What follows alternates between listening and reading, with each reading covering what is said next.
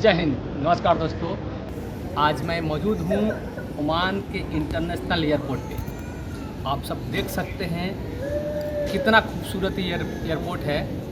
बेशक इस कंट्री में 2 ही एयरपोर्ट है, लेकिन ये जो मस्कट का इंटरनेशनल एयरपोर्ट है, यहाँ का मेन एयरपोर्ट है। बहुत ही सुंदर, इतना लाजवाब बनाया है कि देखने के बाद मिजाज खुश हो जाता है। आप सब देख सकते हैं कितना ही खूबसूरत है।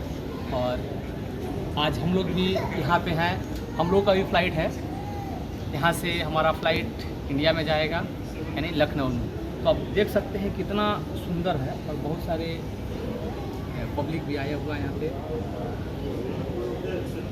और हम लोग का जो फ़्लाइट है वो मॉर्निंग का फ़्लाइट है, लेकिन हम लोग नाइट में यहाँ पे आए हुए हैं और यहाँ पे आके इस एयरपोर्ट के नज़ारे को देख रहे हैं हम लोग। बहुत ही सुंदर है, बहुत ही अच्छा है। आप सब भी आइए तो फ़ोटो और सेल्फी ज़रूर लीजिएगा, ठीक है। ख़ासकर शॉर्ट वीडियो भी ज़रूर बनाइएगा, क्योंकि बहुत ही सुंदर यहाँ का जो लुक है, मतलब लाजवाब है।